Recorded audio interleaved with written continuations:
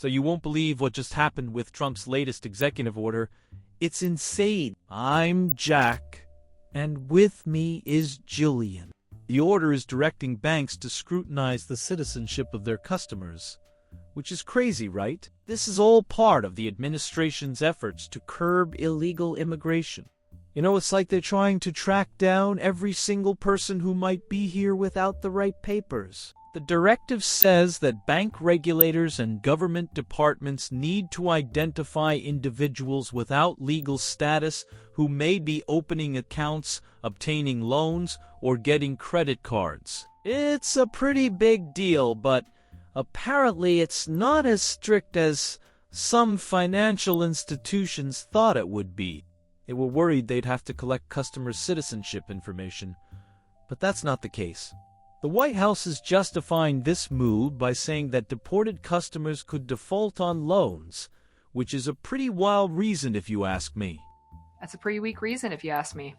You know, it's like they're trying to protect the banks from people who might not be able to pay them back. But here's the thing. There's no reliable public data on this stuff, so it's hard to know what's really going on. It's a lot more complicated than that. I just found out that between 5,000 and 6,000 mortgages were issued to customers using individual taxpayer identification numbers, which is what undocumented workers typically use instead of a social security number. That's insane. I had no idea.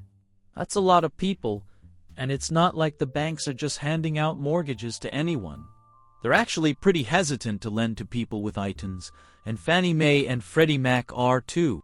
They don't want to insure those mortgages, which makes sense, I guess. This executive order is just the latest in a series of moves to crack down on immigration. Last November, the Treasury reclassified certain refundable tax credits as federal public benefits, which effectively bar some immigrant taxpayers from getting those credits, even if they pay taxes and would otherwise qualify. That's going to hurt some people, especially DACA recipients and immigrants with temporary protected status. You know, I was thinking, this whole thing is just a big mess. So what do you think about all this? I mean, it's not like it's going to solve the whole immigration problem or anything. It seems like we're just targeting certain groups of people, and that's not cool. We should be trying to help them, not hurt them. It's about families who are trying to make a living and provide for their kids. It's about kids who are trying to go to school and get an education. It's about all of us, really. We need to be kind. So, yeah, let's talk about this some more.